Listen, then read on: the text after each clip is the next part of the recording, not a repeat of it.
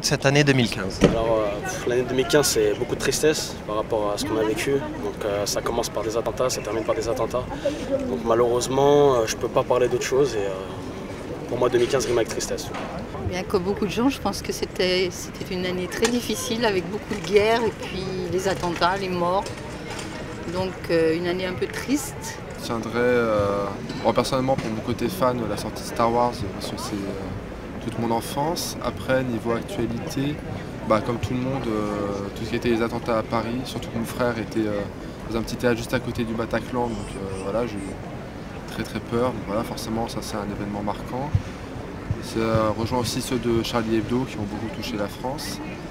Évidemment, comme certainement beaucoup de monde, c'est une année pleine de rebondissements et surtout de choses dramatiques. Que retiendrez-vous de cette année 2015? Qu'est-ce que je retiens de l'année 2015? Au niveau humain, puisqu'on peut s'élargir, mais je pense qu'au niveau humain, il s'est passé beaucoup de choses par rapport à tous ces millions de gens qui ont atterri en Europe et qui, au jour ou à l'heure où je vous parle, ils sont dehors dans la rue et ils n'ont pas le moindre confort que les trois quarts des gens ici ont.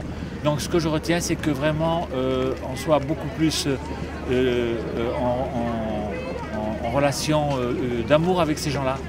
Alors de 2015, on ne va pas être trop original au départ, c'est-à-dire qu'on a commencé 2015 avec Charlie Hebdo et on le finit pratiquement avec les attentats de Paris. Je pense que beaucoup de gens vont certainement se souvenir de 2015, malheureusement des attentats terroristes.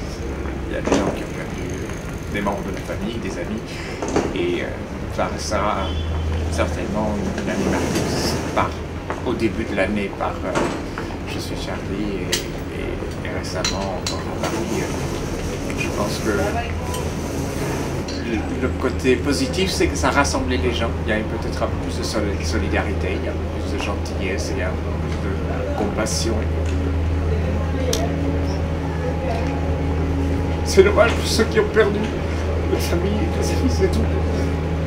Espérons qu'en 2016, on est passé.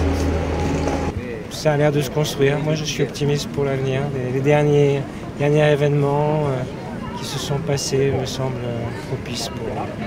J'espère que 2016, ça sera meilleur et puis le pays sortira de crise. Ainsi, on vivra en paix. Moi, je dis à tout le monde, que vivement 2016.